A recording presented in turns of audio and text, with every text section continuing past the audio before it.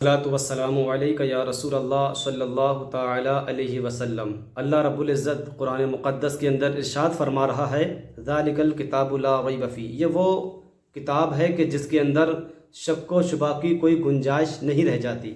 اللہ تبارک و تعالیٰ نے اس قرآن مقدس کو ایسا اعجاز عطا فرمایا ہے، ایسا معجزہ بنا کر کے بھیجا ہے کہ جو انسان اس پر کتنی زیادہ کوشش کر لے تبدیل کرنے کی، مٹانے کی، لیکن یہ اللہ رب العزت کا وہ انعام ہے، یہ نبی معظم کا وہ معجزہ ہے، یہ وہ اعجاز والی کتاب ہے کہ قیامت تک پوری دنیا کے لوگ مل کر کے اگر اس کا ایک حرف تبدیل کرنا بھی چاہیں تو قرآن مقدس کا ایک حرف تبدیل نہیں کر سکتے، کیونکہ اس کتاب کی حفاظت اللہ رب العزت فرما رہا ہے۔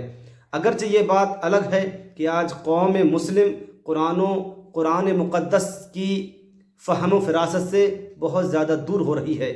لوگوں نے قرآن مقدس کو اپنے گھروں میں طاقوں کے اندر سجایا ہوا ہے، طاقوں کی زینت بنایا ہوا ہے، لیکن قرآن مقدس کبھی یہ توفیق نہیں ہوتی کہ قرآن مقدس کو کھول کر پڑھیں، سمجھیں، اس کا ترجمہ، اس کی تفسیر دیکھیں، قرآن مقدس کے کیا پیغامات ہیں، کیا میسیجز ہیں، قرآن مقدس کیا اعلان کر رہا ہے، ہمیں پکار رہا ہے قرآن مقدس کامیابیوں کی طرف۔ آج تم لوگ سلطنت کے خواہاں ہو، اقتدار چاہتے ہو، حکومت چاہتے ہو، تو آؤ نہ پھر قرآن مقدس کی طرف۔ تم نے پھر کیوں چھوڑ دیا قرآن مقدس کو؟ یہ اللہ تبارک و تعالیٰ کی وہ مضبوط رسی ہے کہ اگر اسے انسان تھام لینا تو پھر اللہ رب العزت اسے چھوڑتا نہیں۔ اللہ تبارک و تعالیٰ کی رسی کو جو تھامتا ہے ساری دنیا پر حکومت کیا کرتا ہے۔ لیکن آج ہماری کم قسمتی یہ ہے کہ ہم نے قرآن مقدس اپنے گھروں کے اندر تو موجود رکھا، لیکن قرآن مقدس کو کھول کر کبھی یہ نہیں سوچتے کہ پڑھیں، قرآن مقدس کے پیغامات کو دیکھیں تو کہ قرآن کہتا کیا ہے۔ ارے یہ وہی تو قرآن ہے کہ جسے صدیق و عمر و فاروق عثمان و حیدر نے جب اس کو پڑھا تھا، صحابہ نے پڑھا تھا تو اپنی کامیابیوں کی کمانوں کو آسمانوں تک ڈال دیا تھا۔ یہ وہ قرآن ہے کہ جسے پڑھ کر صحابہ نے دریاؤں کے اندر اپنے گھوڑے دوڑا دیے تھے۔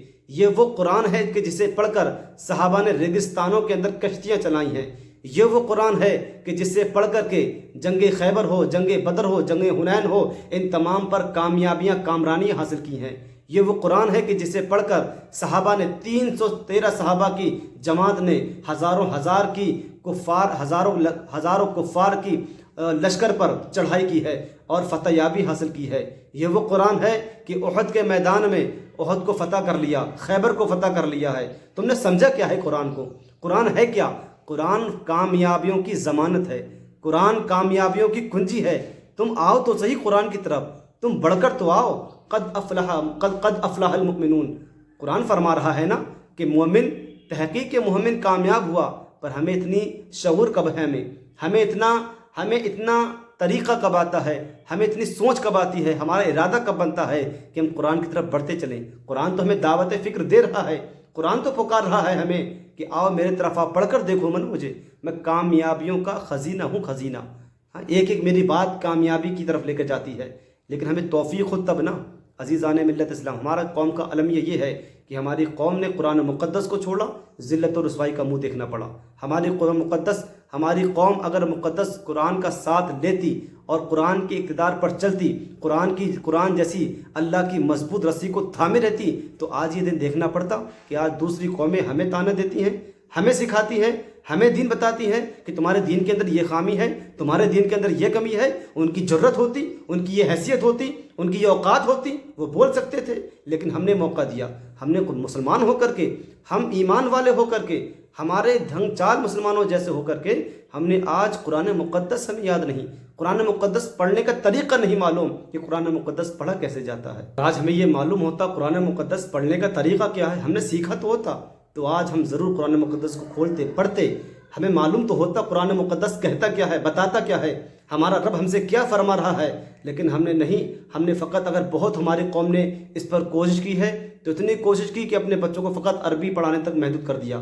اب بچے نے عربی پڑھا، اب ہم جانتے کہ ہماری زبان عربی نہیں، اب بچے نے تلاوت کے طور پر، رحمت و برکت و شفا کے طور پر قرآن مقدس تو پڑھا، لیکن جو اصل مقصد تھا قرآن مقدس کا، قرآن مقدس فقط تلاوت اور برکت و رحمت کے لیے فقط اس لیے نہیں ہے، بلکہ قرآن مقدس تمہیں کچھ بتا رہا ہے، تمہیں کچھ سمجھا رہا ہے قرآن مقدس۔ لیکن اس کی طرف تو ہماری فکر نہیں گئی، ہماری خرد ادھر پرواز نہیں کرتی کہ اپنے بچوں کو کم از کم اتنا تو قرآن دے کہ قرآن پڑھ کر وہ سمجھے تو صحیح کہ اس کا رب اسے کیا کہتا ہے، اس کے رب کے احکامات اس کے لیے کیا نافذ کیے گئے ہیں، ایک بندے کی زندگی کے لیے اس کا رب کیا فرماتا ہے، وہ چاہتا کیا ہے۔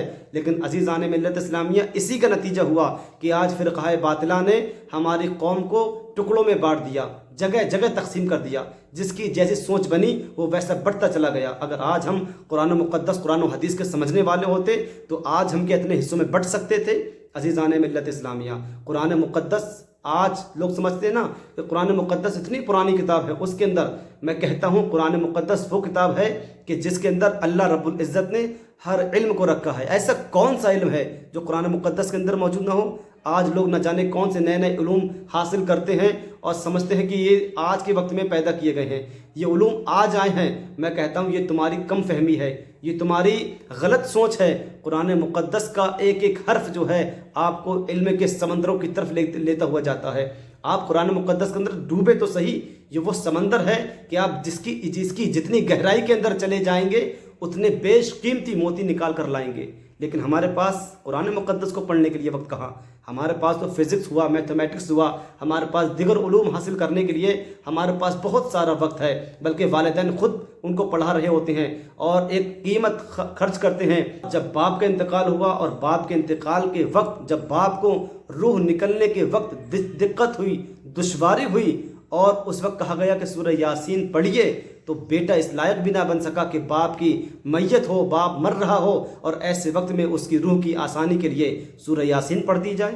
آج بیٹا اس لائق بھی نہیں بنا کہ اسے سورہ یاسین کی تلاوت کرنا آتا ہو۔ ایسے وقت میں پھر جو حافظ قرآن ہیں، جو قرآن کی تلاوت کرنے والے، پڑھنے والے ہیں، پھر ان کو تلاش کیا جاتا ہے کہ کوئی ہو قرآن پڑھنے والا تو لے کر کے آؤ، میرے باپ کی روح نکلنے میں دقت پریشانی ہو رہی ہے، سورہ یاسین کی تلاوت کی جائے تاکہ اس کی روح نکلنے میں آسانی ہو جائے۔ اب بتائیں، اتنا پیسہ خرچ کرنے کے بعد، اتنا وقت خرچ کرنے کے بعد بیٹا اگر اس لائق نہ بن سکے کہ آپ کا بیٹا اپنے باپ کی مرنے پر سورہ یاسین کی تلاوت بھی نہ کر سکے تو کس کام کا وہ پیسہ؟ کیا آپ کا وہ پیسہ کامیاب ہوا؟ کیا آپ کا وہ پیسہ کامیاب ہو سکا؟ نہیں ہو سکا۔ نہ وقت کامیاب ہوا، نہ پیسہ کامیاب ہوا۔ کامیاب تو تب ہونا تھا جب باپ کا انتقال ہونے لگتا اور بیٹا قرآن مقدس لے کر کے بیٹھ جاتا، سورہ یاسین کو پڑھتا اور باپ کا انتقال ہو جاتا تو اس کے لیے دعائیں مغفرت کرتا، دعائیں رحمت کرتا، تب کہیں جا کر اس کا وہ وقت کامیاب ہوتا، وہ پیسہ کامیاب ہوتا۔ لیکن اتنا ڈھیروں سارے پیسے خرچ کرنے کے بعد، اتنے سارے ڈھیروں پیسے خرچ کیے گئے، اس کے باوجود بھی بیٹا اس لائق نہ بن سکا کہ اپنے باپ کے جنازے پر سورہ یاسین کی تلاوت کر دے۔ بڑے افسوس کی بات ہے میرے دوستو، قرآن کی طرف آؤ، یہ اللہ کی مضبوط رسی ہے، یہ نبی معظم کا وہ معجزہ ہے جو رہتی دنیا تک باقی رہنے والا ہے۔ تو آؤ، اگر تم کامیابی چاہتے ہو قرآن پڑھو، اگر تم اقتدار چاہتے ہو قرآن پڑھو، حکومت و سلطنت کے خواہاں ہو قرآن پڑھو۔ قرآن کامیابیوں کی ضمانت ہے۔